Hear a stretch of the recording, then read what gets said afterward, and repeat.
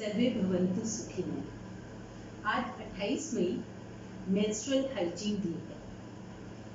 28 मई को ही क्यों चुना गया आज 2014 में मेंस्ट्रुअल हाइजीन डे के लिए? क्योंकि ये माना जाता है कि एक लड़की या एक स्त्री को लगभग 5 दिन के लिए फ्लो होता है और 28 डेज के बाद आता है। इसलिए उस डे को सेलिब्रेट करने के लिए 28 मई को एज मेंस्ट्रुअल हाइजीन डे रखा गया। ये स्टार्ट किया गया जर्मन की एक वॉश ब्रांच द्वारा, जिन्होंने ये पाया कि वर्ल्ड ओवर मेंसेस के साथ बहुत सारे टैबूज या बहुत सारी दुष्भावनाएं एसोसिएटेड होती हैं। लड़कियां समझती हैं या स्त्रियां समझती हैं कि ये बहुत गंदा है और इसको हमें छुपा कर रखना है, लोगों में डिस्कस नहीं करना, डॉक्टर से डिस्कस नहीं करना। और इसके साथ बहुत सारे लड़कियों को बांध के, जैसे हिंदुस्तान में मंदिर नहीं जाने दिया जाता या चीज़ों को, अचार वगैरह को छूने नहीं दिया जाता या उनको रसोई में नहीं जाने दिया जाता।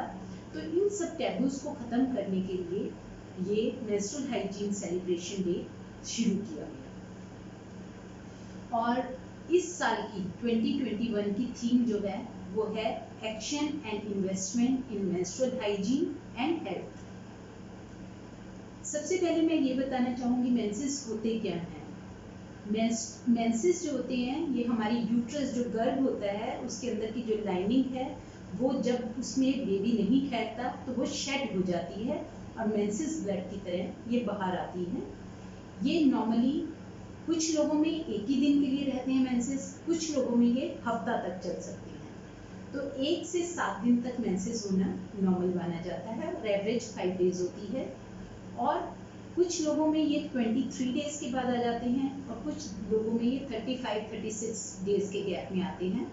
तो एवरेज जो आती है 28 डेज की आती है कि एवरेज ये 28 डेज बाद स्टार्ट होते हैं और 5 डेज लास्ट करते हैं।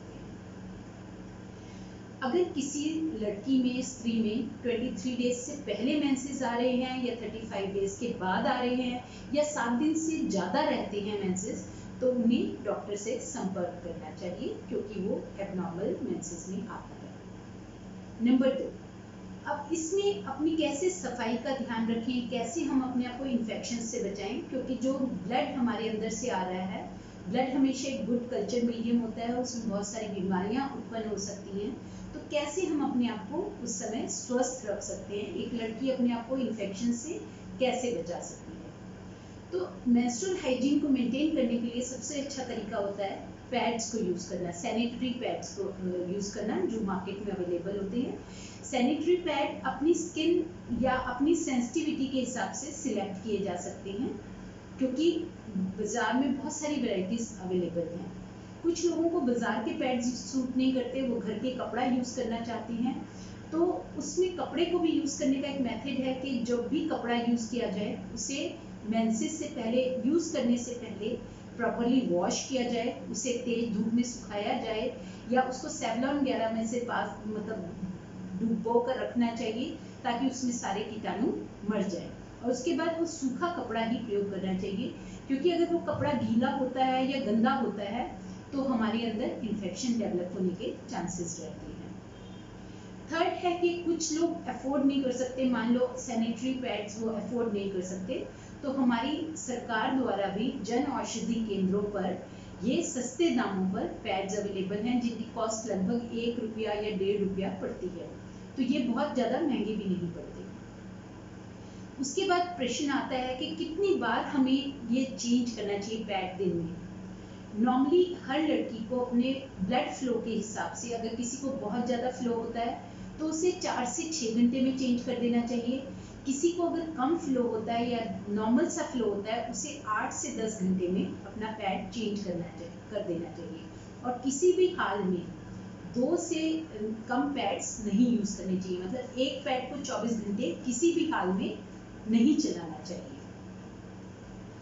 उसके बाद क्वेश्चन आता है कि इस समय हम कैसे अपने सफाई, मतलब धोने का ध्यान रखें। एक तो हर रोज़ इस दौरान भी हर लड़की को या स्त्री को नहाना चाहिए, क्योंकि नहाने से सोप एंड वाटर जो यूज़ करते हैं हम, उससे सारी हमारी शरीर के बैक्टीरिया, वायरसेस धुल जाते हैं।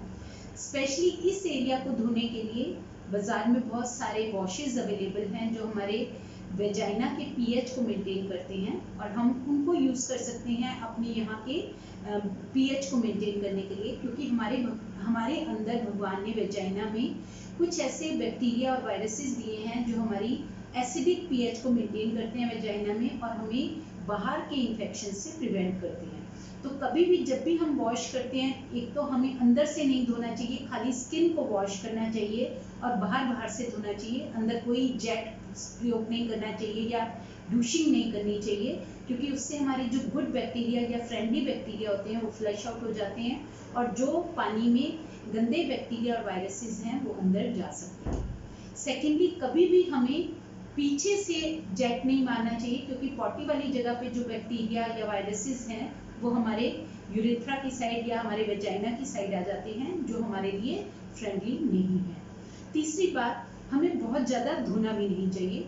एक बार हमें नहाते हुए धोने देना चाहिए, और दूसरी बार अगर हमें बहुत स्मेल आ रही है या गंदा लग रहा है तो हमें शाम को एक बार दोबारा वॉश कर लेना चाहिए। और जो लड़कियां स्कूल जाती हैं या पब्लिक प्लेसेस पर जाती हैं, उन्हें ज़रूर जब वो अपने काम से लौटती हैं या अपने स्कूल से लौटती हैं तो इस एरिया को वॉश करना चाहिए वॉश से, और साथ में अपने अंडरगारमेंट्स भी चेंज कर लेने चाहिए।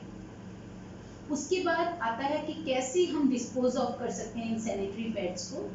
उसका सबसे अच्छा तरीका होता है कि हमें किसी लिफाफे में या किसी अखबार में लपेटकर इन्हें फेंकना चाहिए, डिस्पोज करना चाहिए, और इसे किसी भी ओपन प्लेस में नहीं छोड़ना चाहिए या पानी में नहीं डालना चाहिए या हमें टॉयलेट में फ्लश नहीं करना चाहिए, क्योंकि उससे क्या होगा, अगर टॉयलेट में फ्लश करते हैं तो चॉकिंग हो सकती है, मतलब रुक सकती है टॉयलेट्स।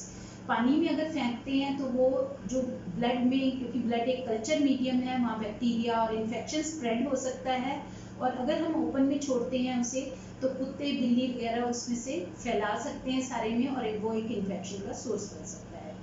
और या फिर हम एक पिट रख सकते हैं अपने गार्डन में या बैकयार्ड में, और उसमें सारे पैड्स हम डालकर उन्हें मिट्टी से कवर कर सकते हैं। उसके बाद लोग जैसे कहते हैं कि मंदिर ना जाओ या इन चीज़ों को छुओ नहीं या हम किचन में नहीं जाएं, तो ये बिल्कुल गलत धारणा है, क्योंकि ये भी एक नॉर्मल लड़की का, जो जैसे 11 से 13 साल में नॉर्मली मेंसेस शुरू होते हैं, तो एक शरीर की डेवलपमेंट की एक स्टेज होती है। ये कोई गंदी चीज़ नहीं है जिससे हम उसको, उसकी एक्टिविटीज़ को, लड़की की एक्टिविटीज़ को रोकें या उसके मन में गलत धारणाएं पैदा करें। तो एक लड़की को इस दौरान भी नॉर्मल वो फिजिकल एक्टिविटीज़ कर सकती है, वो खेलकूद कर सकती है, अपनी क्षमता के हिसाब से वो सब कार्य कर सकती है जो वो बाकी नॉर्मल डेज में करती है। धन्यवाद।